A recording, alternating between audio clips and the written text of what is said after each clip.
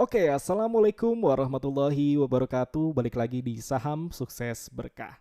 Kali ini kita akan bahas IHSG yang masih terus sideway atau konsolidasi di area 5.900 sampai dengan 6.100 di beberapa minggu terakhir.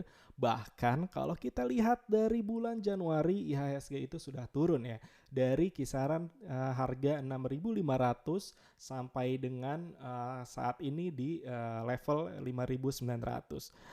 Memang di bulan Januari itu memang pesta poranya itu ada di minggu pertama dan minggu kedua. Waktu itu teman-teman juga lihat bagaimana pesta pora itu dihancurkan langsung oleh saham-saham yang memang banyak dicintai oleh para trader ya. Kalau kita lihat memang banyak sekali seperti saham KF, saham IRA, saham INAF. Nah, itu saham-saham farmasi yang habis disuntik vaksinnya langsung turun dan langsung hancur, dan banyak sekali yang nyangkut di pucuk ya saat itu.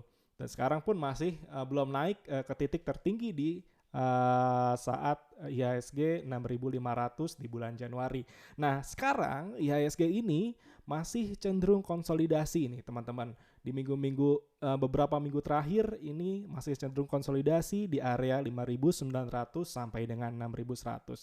Nah, bagaimana potensinya dan bagaimana cara terbaik untuk kita tetap cuan di tengah IHSG yang memang sideways seperti ini? Karena memang banyak sekali ya hambatan IHSG saat ini yang volume memang cenderung menurun, dan adanya perpindahan investor dari market bursa ini ke marketnya kripto ya, yang memang lagi sedang hype dan memang sedang naik juga, tapi kemarin sempat turun juga tuh kripto. Nah, bagaimana tuh untuk teman-teman yang baru pindah dari saham ke kripto?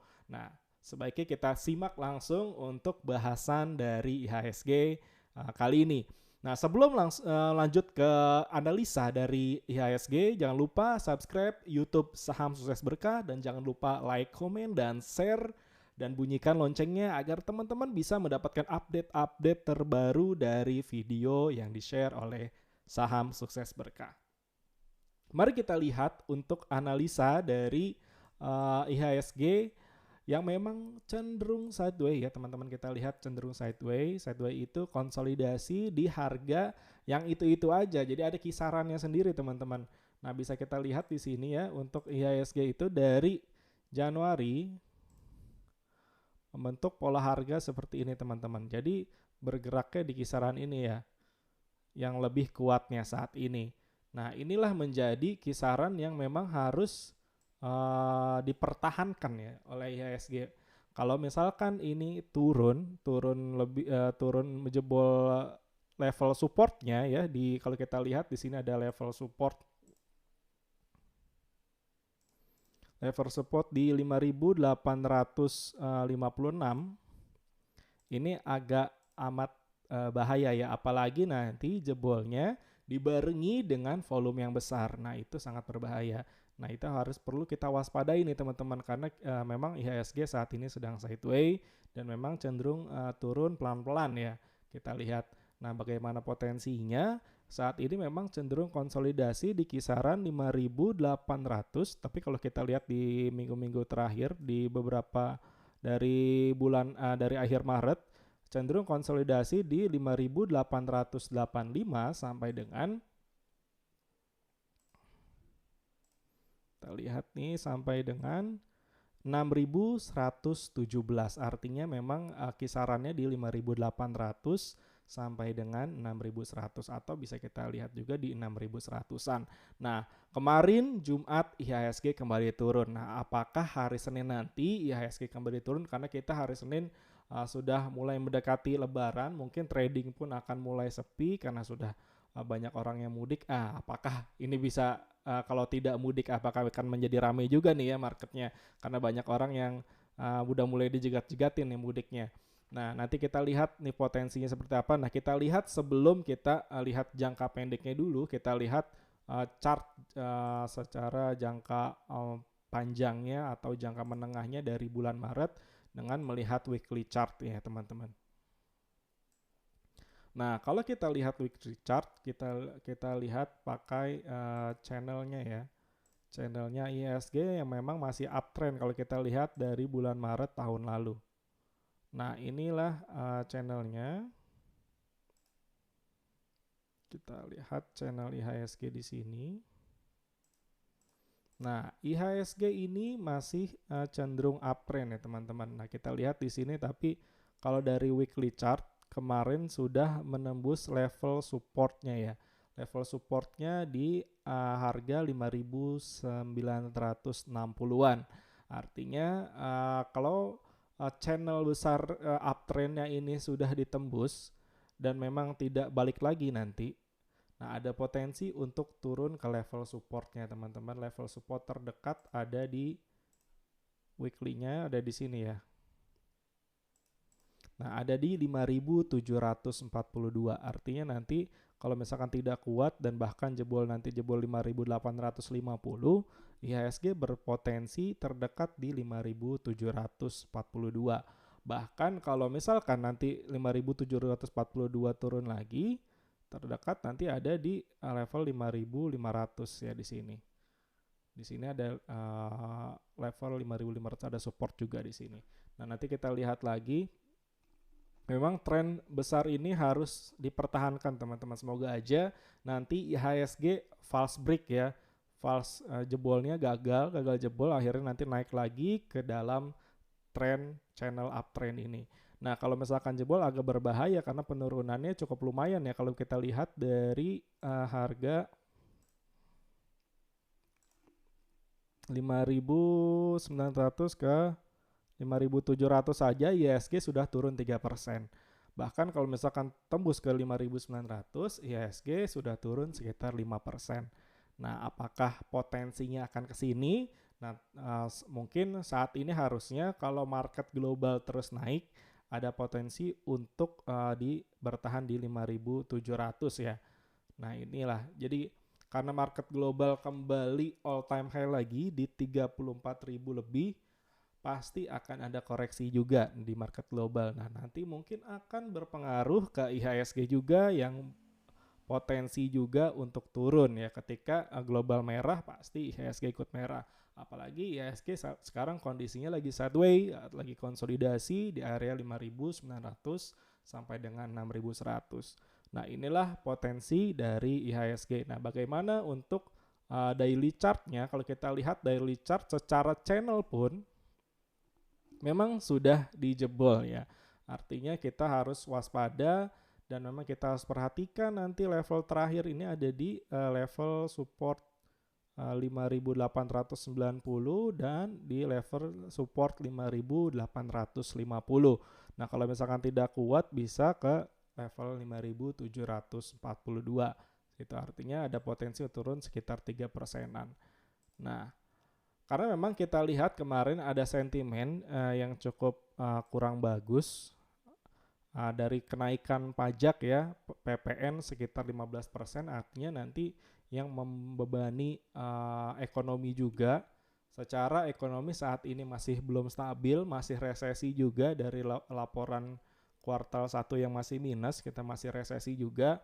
Nah, apakah kalau kita lihat memang kalau Q2 ya mulai ada kebangkitan, harusnya di Q2 ini ada kebangkitan, dan nanti di Q3 apakah dengan PPN yang dinaikkan akan menjadi ekonomi akan menjadi bangkit gitu. Nah, itu ada berita negatifnya juga, ada rencana kenaikan PPN itu di tengah ekonomi yang sedang sulit seperti ini. Artinya ada potensi untuk IHSG kalau misalkan turunnya disertai dengan volume yang besar di sini, ada potensi untuk turun lagi. Nah, itulah kita yang perlu kita waspadai dari IHSG. Karena memang kalau kita lihat di sini pun sebenarnya ini teman-teman ada gap kecil nih.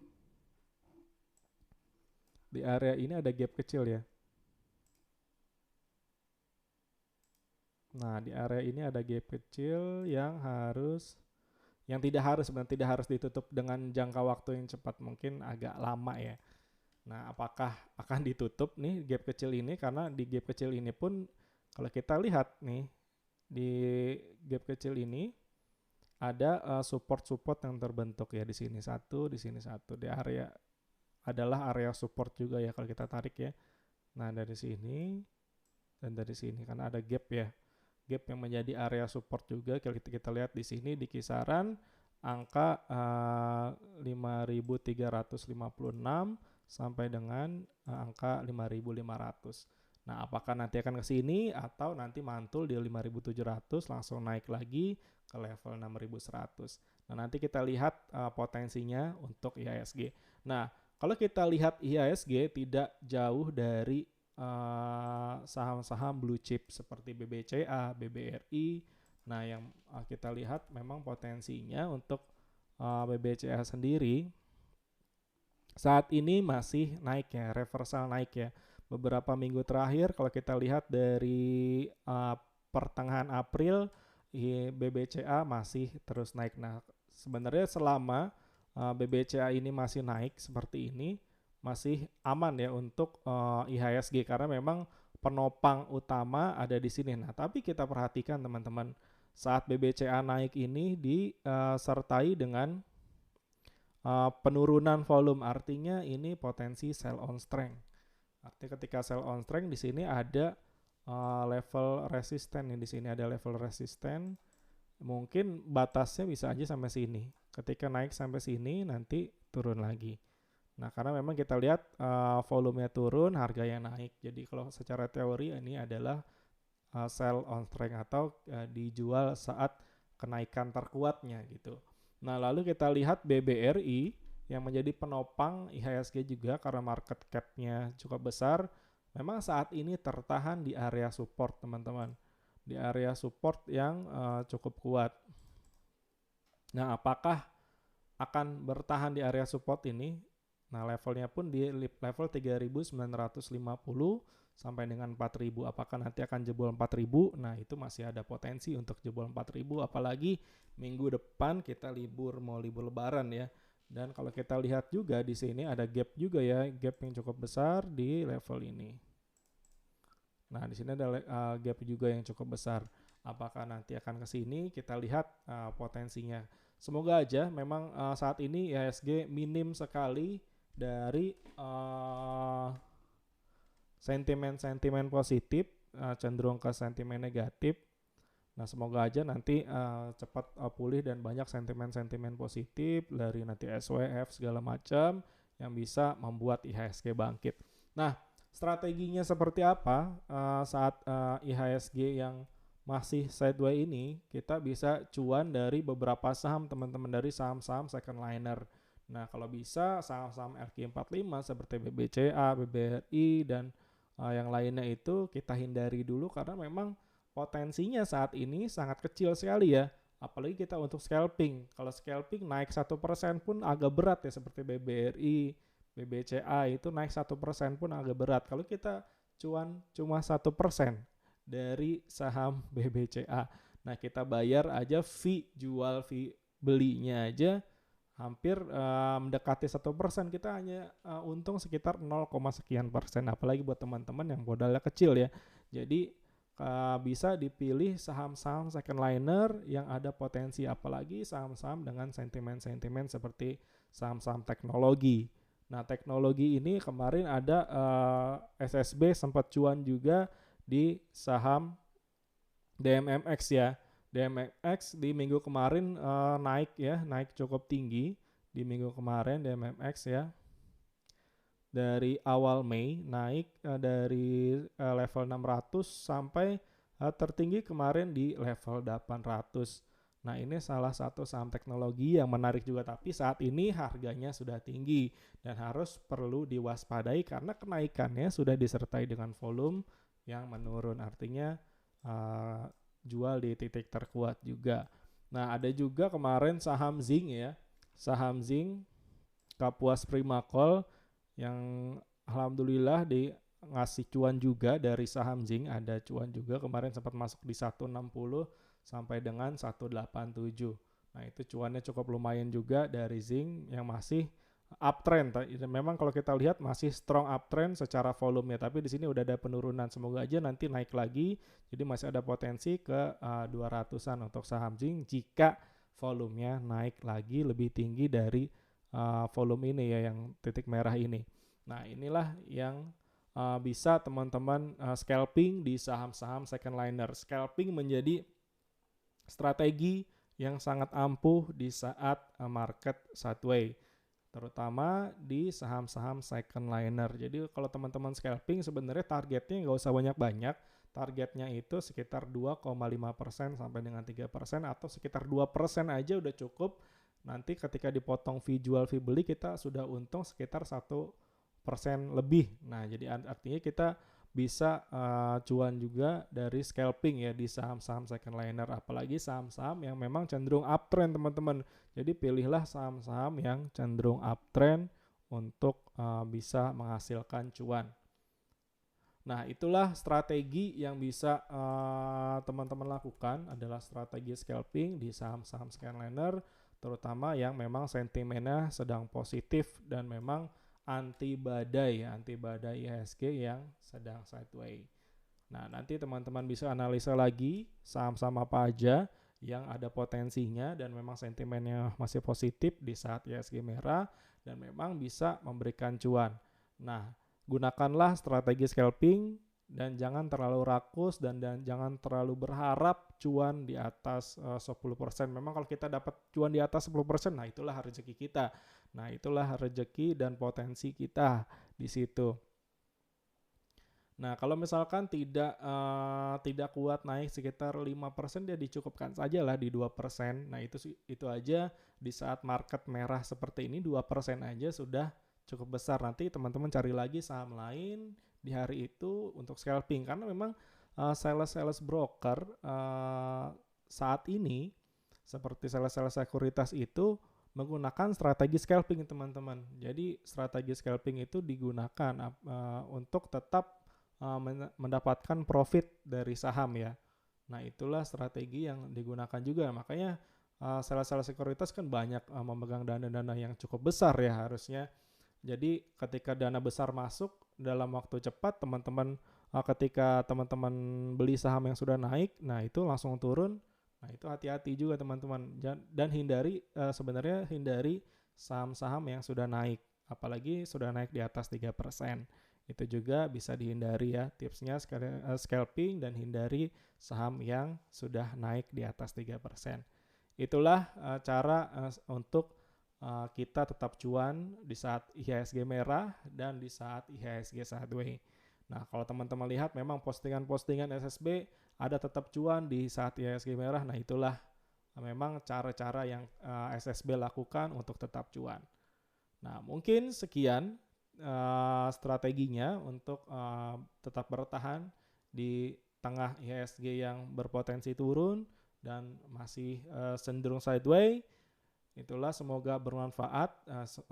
Jadi semoga bisa menghasilkan cuan untuk teman-teman. Strategi ini bisa bermanfaat. Semoga bisa tetap cuan di IHSG merah. Sekian, terima kasih. Kurang lebihnya mohon maaf. Disclaimer on, ini bukan ajakan jual atau ajakan beli. Ini hanya insight untuk teman-teman saja, agar teman-teman tidak terpaku dengan IHSG yang sideways, tidak terpaku dengan saham LQ45 aja, tapi banyak saham-saham yang lain ya, 600 saham, dan masih banyak saham-saham yang potensial yang bisa dikejar, yang bisa memberikan cuan untuk kita. Sekian, terima kasih. Wassalamualaikum warahmatullahi wabarakatuh.